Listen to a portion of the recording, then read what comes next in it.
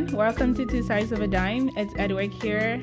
And Chite. Today we want to discuss how we got here. I'm sure everybody's wondering, how did these two beautiful girls get into all this debt?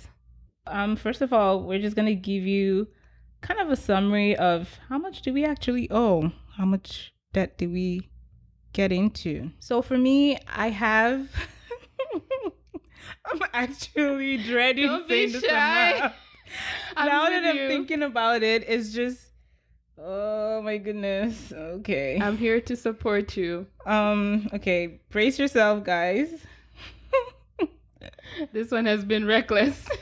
Hold on. Your struggle is bigger than mine. Okay, so guys, as at January 1st, 2019, my total debt is or was $47,328. Wow, girl. Tell us how you got there. Okay, so the breakdown of this is I had 3 credit cards. The one was a store credit card. My voice is actually shaking. You should never take those store credit cards. Hold on. Wait. This is supposed to be a It's a safe space. no judge zone, okay? It's a safe space. Okay, so the first credit card was a store credit card. Because I was about going on vacation and I wanted to buy a camera, so it was the don't pay for 6 months situation. So I took that one, and then that one was a total of $1,217.37. The second credit card, $1,865.46. So it's a bank credit card. Yeah, it's a bank credit card, and then the third one was another credit card, and that one is $15,356. It's okay, don't cry. I'll hold your hand. And then my car loan at $17,388.68. I have a line of credit for $10,000. I was owing 2 of my friends $500 each, so that was $1,000, and then overdraft of $500. Whew, you made it. You made it through. Okay, your turn. So mine is more of a long story. It's a long journey to how I got here. My total as of January 1st, 2019 is $20,000. It's like half of mine. Can we exchange, please? So the reason I got to this part was I was an international student, and my parents were paying so much in school fees, and my sister was about to also move to Canada. So I decided to take on my school fees, and I got a $10,000 student loan. But I tried to work as hard as I could to pay that loan off, and then a year later, I got another $15,000 loan on top of. So this was student line of credits, and I tried as much as possible to pay those off. And by the time I graduated, I had $15,000 left to pay. And then I decided that I wanted to take on the real world and move out on my own. And moving out with rent and utilities and all of that stuff, I added another $10,000 on top of that. So so I had $25,000 at some point. And then 5 years after that, I quit my job. And so I spent a whole year without earning income. I did a few side hustles. I still ended up with $10,000 on my credit card. So at that point, I had $10,000 on my credit card and $10,000 on my student loans. That's where I'm at now. For me, I already said that the one credit card was the store credit card, because actually the 2 credit cards I took was because of a vacation that I was going on. So here's the funny thing, because my vacation, I usually save for it, but the preparation for the vacation was my problem because your girl has to buy brand new clothes for every single day she's out on the trip, and probably has to change twice, brand new shoes. Like everything was going to be like brand new, because obviously for the gram you have to, And so this girl never heard of thrifting. hold on. We said we are not going to be judging each other. What's your It's problem? okay. I'm just trying to make this thing live, Okay. So, Lighten up the mood a bit. okay, what actually happened was, let me just go back to like the beginning. When decided that I wanted to pay off my debt, I was like, okay, let me go back and look at my spending habits and what happened, because I felt like I wasn't That's a really good part to start. doing anything major, unlike Chite that had like life major event happen in life. Like for me, nothing major happened. I was blessed to have my parents pay my fees, so I didn't have to take a student loan. Like out of this $47, not even one of that is student loan. Like if it was student loan, I would have felt bad. Like all of this is consumer credit. Over $20,000 is consumer credit. Like that's just ridiculous. So I was like, I had to go back, and I spent, I think, 2 days going back to the history of my credit cards to see what I spend money on. And I realized it's mostly material things and just very, very the most random things. So for the second credit card, it was a trip that I was going to. So I had paid, oh yeah, I had paid, I think, up to 80% of that trip for the price of the trip. I had saved for it, and then the balance was the remaining, I think, $1,000 that I put on that credit card, and then the remaining $800 was what I used for my shopping. So the clothes and all of that stupid stuff. Ask me where those clothes are right now. Let me not even get into it. And then the third credit card, that was like my major credit card, and this is very interesting because 2 years ago I had actually been on a debt-free journey where I decided that I was going to pay off all my debt, and I actually had $0 on that credit card 2 years ago. I didn't have any credit. I didn't have any debt except my car loan. So all of this 20 something thousand dollars is in 2 years, guys. That is just like something else. And I'm not even a Kardashian. So what is my problem? Okay. So for the third credit card was the one that I went back and like did like a hard look at what, like, how did I rack up $15,000 in credit card. And I saw that it actually, I had 3,000 and nobody sent my bank. They called me. They're like, "Oh, you're such a good blah blah blah blah blah." I got a lot of those calls too. Your what's that thing? Credit, Your credit score is score. so good. Blah. You always pay your. They always want to payments and increase that. your limits. So they kept offering to increase, and because I was doing a lot of traveling, I was like, you know what?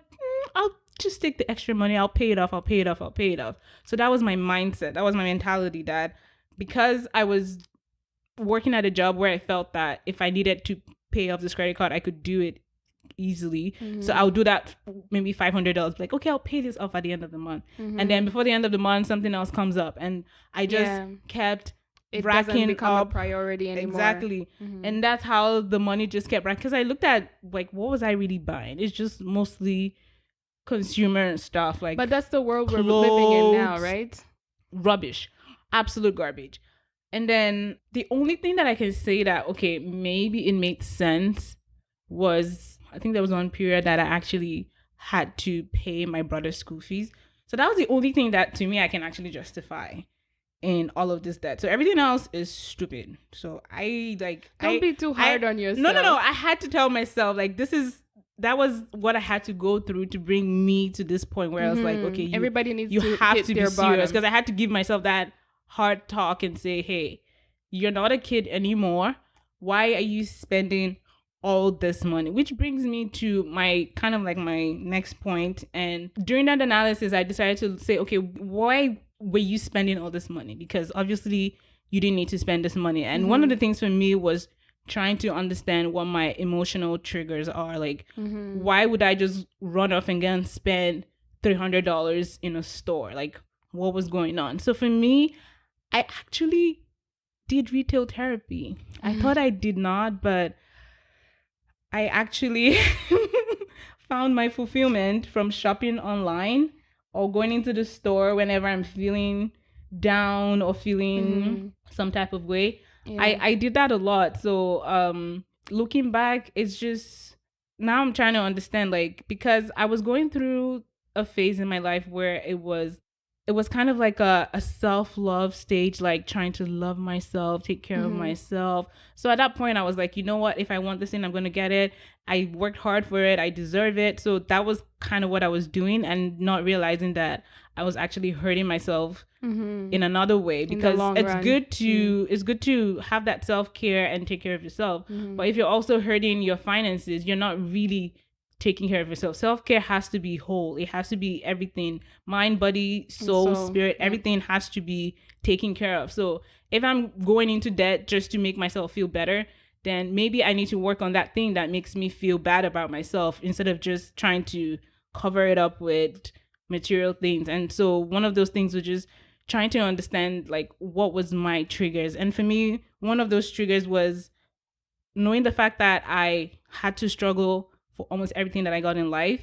Mm-hmm. And moving here to Canada and going to school, working, I did all kinds of horrible, horrible, horrible jobs that I don't even want to get into. So when I finally got that first good paying job, I just went on a craze, because like, oh, now you're making all this money, and like, Mm-hmm. I was like, okay, I can do all I want. I can do anything I want. I don't want everyone to struggle in life. If I see something, all of those things that I was saying, oh, I have to get this thing when I start making Yeah. money, I started getting all of those things and getting them all at once. Mm. So I think that was one of the things for me, just looking back and saying, oh, like, we know when you're just tired of hustling all the time, and you're just like, you're just done. You're like, I never want to ever struggle in life again. And so you're just like, now I have to like give myself all those things that I was missing.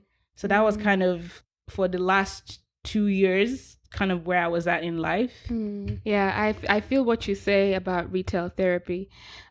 This is where the difference between you and me comes. I was doing most of my retail therapy at the dollar store, so even if I were to rack up my credit card, it wouldn't be more that expensive. Yeah, I understand having to struggle, because I too, like when I was in school, although my parents were paying my school fees, I didn't have to live in residence or pay rent. I lived with my aunt and uncle, so that's how I was able to go to school and focus on school when I was in school. And then on my holidays, that's when I would do all of these crazy jobs, like what Edwick was saying. To get by when you don't have work experience, you just take whatever job you can, and when you make it, you feel like, this, I need to do something good for myself, I need to do something big for myself. Yeah. But the difference between me and you is because I was still in school, so even when I got my first career job, I still had responsibilities. I was still taking care of my sister at that time. And so I just, even though I wanted nice things, I couldn't get everything all at the same time, because I was trying to help my parents out. And so I would spend on certain things. I still had, which was crazy. I always had a budget. And though I was spending recklessly, I still spent within the amount that I needed. And so when I got my first credit card extension, because they call you all the time, they're like, okay, gotta increase your credit limit, you pay things on time, here's more money. And so at first I would take the increase in the limit, and then one day when I saw my limit, I was like, if they were to want their money back, how am I going to pay all of this with my paycheck, with my tiny little paycheck? Well, it was a big paycheck for me at that time, because it was my first career job, but it was not big enough for me to pay off the credit card. So I had to like try and be tame with it. But because I was my first career job, everybody wanted to be professional looking.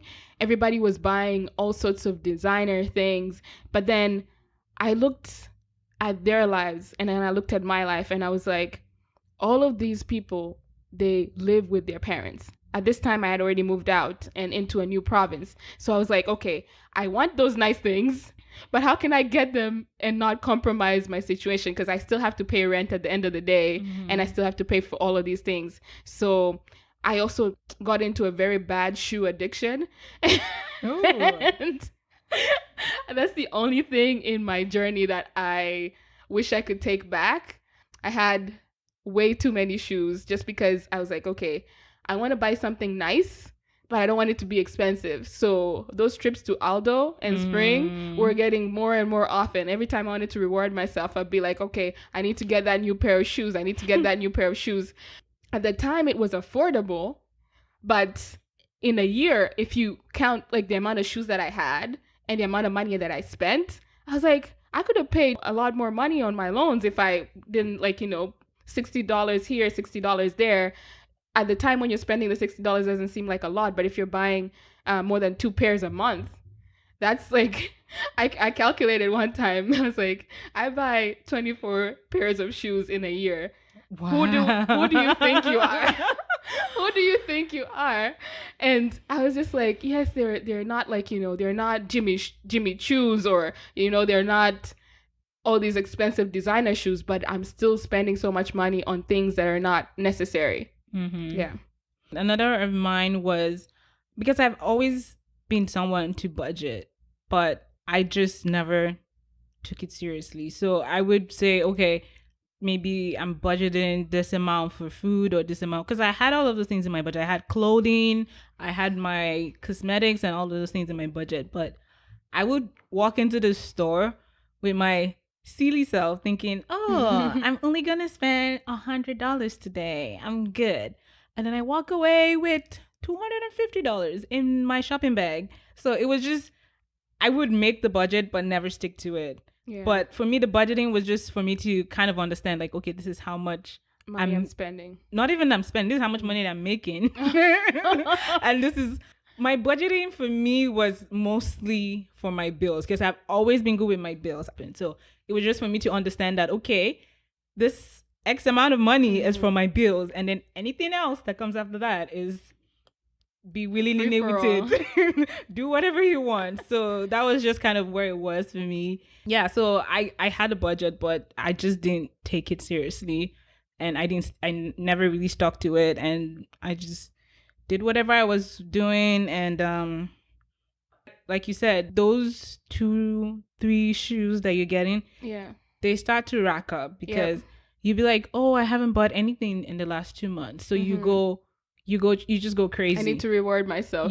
I would go crazy and just buy stuff. They're all at Value Village now. Oh, good for them. Another trigger for me was, I'm a very visual person, and I get enticed easily. I realized that being online, like social media and Instagram, that thing where you see something like they're tracking your, it's like I don't know, they have this the Google Analytics. This your analytics. As soon as you go to a store and you shop you go online to shop something, and then you're just looking at it, you didn't put in your cart, or you put in your cart but you didn't check out, and then you go to Facebook or you go to Instagram and that thing appears in your Instagram. Follows you on every I was falling platform. Hard, because everywhere, like every single feed I go to, it was just following me. So it was like, I was like, oh, this is a sign. This is meant for you. If I tell you how much that I've spent from buying things because I looked at someone's page on Instagram and they were like, swipe up and go to my store. Oh, wow. It was crazy. I think last summer, I spent close to maybe $500 on Gymshark. I don't even know what that is. It's gym clothes, my dear sister. Gym clothes that you will sweat in. Oh my god! And they don't sweat through. And they were so expensive because the store is in the UK, and then when they ship stuff to you, like imagine the exchange rate with pounds, and then when they ship it to you, I paid like $100 and something in duty fees, and I was like, what? Oh, Edward Brooks, you're supposed to have sense. It's like you're waiting to the gym. It's like you're waiting for like an hour in a day. Yeah. Okay, at that point, what actually led to that was I wasn't feeling motivated in my my exercise and going to the gym. I was like, oh, and then all my gym clothes were looking like raggedy, and I was like, oh, you know what? If you go to the gym looking hot, and there are lots of hot guys in my gym, so I was like, you need motivation. You need something to make you go to the gym. So I bought all of these clothes, and I was actually going to the gym after I bought the clothes because I had to show people my your very expensive gym my wear. Fine clothes. But at the end of the day, it's just you really need to know what triggers you and try to reduce that or eliminate that from your life. Because for me, I had to be real with myself. I did a total social media purge at the beginning of this year. I was like, you know what, you need to like regroup and understand what are the things that lead to this. So understanding that is kind of what helps you figure out where you are right now. and helps you. It just gives you an understanding so that when those things come up, you're able to face them, handle them better, and not just be like, oh, okay, it's fine, and just do whatever you want. And let's talk about social media for a bit and stuff like wanting to impress people. How do you think that has affected your spending habits? Because for me, I think it also affected my spending habits. Like I said, going on these trips, I felt like, oh, I had to buy new clothes, and just, it was mostly for myself, but a little bit of it had to do with like what I was going to put up in social media, and like having to look good, and having to like get that validation from people too. For me, it wasn't really social media, because I had, honestly, girl, I have all of them, but I'm probably the saddest person on social media because my things are not that much exciting. For me, it was mostly the people I worked with, because everybody had nice things. And I wanted to have nice things just like all of them. And that was my biggest trigger, because then, you know, the things that they had, I couldn't afford. So I had to figure out how to stay in my own lane, because if I did what everybody else was doing, then I would have ended up in the wrong side of this situation. Yeah, but it's hard, you know, when everybody's posting all of the nice things, all of the great trips that they're going to, different things that they're doing on social media. It kind of triggers you to want to do the same things. Yeah. Social media influencers have influenced my life. Because, oh my goodness, they would wear like these clothes and you're like, oh, they look so good in it. And you wear it and you think you're going to look the exact same way, but honey, no. I think it's because you're on the slimmer side of things. For me, I think that's why I had a side of things. Really, for me, I think that's the reason why I had a shoe addiction, because clothes would not fit me well. Like my body type, like until I figured out what the kind of clothes that I needed to fit my body type, I went through a lot. So I was like, listen, I go to all these stores, nothing fits me, nothing looks right, everybody else looks so much better than me. I better invest in things that actually fit. My shoe size didn't change for the past 7 years. So I was like, listen, these shoes are going to go with me everywhere I go. Yeah, that's how I got to this situation. Yeah, so the few other things that we've mentioned, like trying to impress people, trying to live above your means, and all of those things, they could really lead you to a place that you don't realize if you don't check yourself on time. For me, it took me 2 years and $47,000 later for me to realize that, okay, you need to take a step back and kind of regroup and start again. So that's what we both did at the start of this year, just trying to understand that, okay, like we need to get out of this situation. But yeah, you want to be out of debt, but you actually have to understand how you got to debt. Yeah. Because like I had mentioned in the beginning, I actually was debt free 2 years ago. But because my reason for wanting to be debt free, because I wanted to quit my job. So I didn't want anything to restrict me. So I paid off that debt. I was glad that I was debt free, but I didn't really take my time to understand, because those things that made me get into debt before are the same things that made me get into debt again. I had $0 on my credit card. This other credit card that I had that I paid off, I didn't close any of them. I had all of those credit cards available to me, and that money was just always there. So whenever those opportunities came for me to spend money, there was room for error. It was just there. And I was like, you know what? It's $500. I'll pay it off at the end of the month. And the end of the month comes, there's something else that comes up. There's a trip that I have to go to, or there's something going on that I have to spend that $500 that I used to pay off that card on. Little $500. Exactly. So and that was actually my mentality, always saying, oh, I'll pay it off, I'll pay it off, I'll pay it off. And I just kept procrastinating. And before you know it, it started adding up, started having to support my family more. So it just kept spiraling and spiraling and spiraling and spiraling. Before you know, you're just like, okay, now you're in that situation where you're feeling overwhelmed. So it's good to understand your triggers early on and tackle them, and don't just let it continue to fester, because if you deny it, like, no one will understand you better than yourself. At the end of the day, your happiness is what matters. And if you have to go into debt just to impress somebody else, no one cares about you, really. That's just the truth I've learned in life. Everyone thinks about themselves. Even on social media, everyone is trying to like portray their own lives better than the next person. Like, no one really cares about you. No one's going to remember what you wore on your Instagram 3 days ago. Honestly. it's important to know what the root of your problems are in order to be able to overcome them. And once you figure out what the root of your problem is, then you figure out how to avoid those problems. And that's the only way you can move forward, because in this life, there's always going to be a temptation to do this. If social media wasn't there, there would have been something else. Like for me, it's people around you. So it's just, always going to be triggers. So we all need to figure out where we are so we can move forward from there. Yeah. There was one more thing that I had here, and it was part of trying to please people was saying yes to everyone. And it's saying yes to, oh, let's go hang out.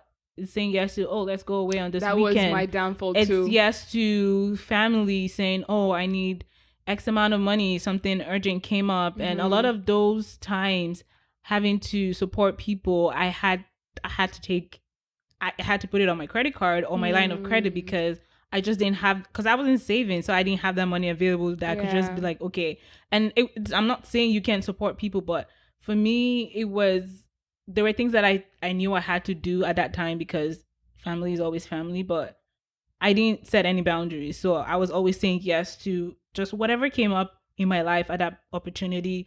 I was doing spontaneous trips, spontaneous weekends, and it's just like, oh, what are you doing this weekend? Let's go here. I'm like, sure, let's do it. Living my life, living my best life. So I was just saying yes to everything, and it was mostly yes to myself. But just, you need to understand that you cannot say yes to everything in life. Yeah. Just no matter what. If you have the funds available in your savings account, then go for it. I remember there was one trip that I went on, and it was such a horrible trip because the person that I went with, we were just arguing the whole time, and it wasn't something I enjoyed, but I ended up spending over $1,000 on that weekend just because I wanted to please someone, and I ended up not having a good time just because I wanted to be like, okay, yeah, I did this for this person. So just not every time. Like if it's people that you spend time with and they actually add something really valuable to your life, then you can say yes to them. But it's just like maybe people at work or friends that you hang out with. Like if you guys hang out maybe every evening, you go for dinner, and they're not even people that you actually enjoy spending time with. Like, why do you have to say yes to them? Tell them, no, I can't go out this night, some other time. Like, so for me, I was just always saying yes. If it's dinner out with friends, if it's movies, if it's weekend trips, everything, I was just like, yeah, I'm open. Like, what am I doing? What am I doing in my life? Yeah, let's do this. So that was another thing for me. And for me making that change, I really had to know when to say, like, put my foot down and say, no, I cannot do this. I'm sorry. You don't even have to apologize. Just, no, can it?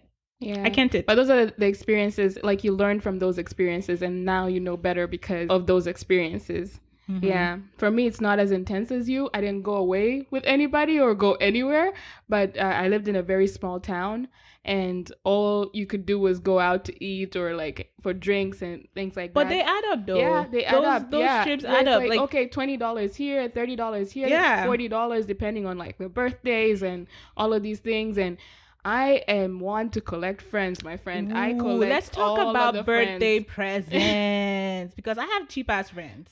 Okay, I will spend good $200 on these idiots. This girl and they spends would way give too me much money on people. and they would give me. They'll be like, Eduek, you don't need anything. So why should I? You don't need anything. You look like you don't need anything. So I'm not gonna buy you anything.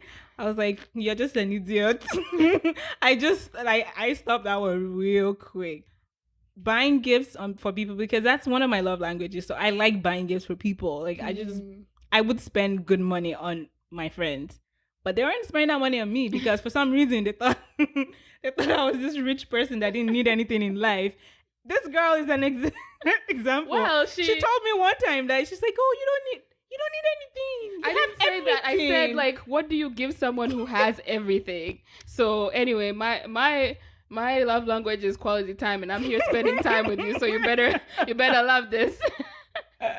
This is my gift to you. Yes. So those of you that like me that spend a lot of money on gifts, better watch it. Yeah, you better not find friends who are as cheap as me, because if there's some of my friends that I don't mind doing it, because even if they don't give me a gift of that equal value, like the things they have done for me in life, that the the support that they've given me, that physical presence, like it's something I value as well. But there's some people that you spend that money because you know that person really wants that thing, and then they're just not adding to your life.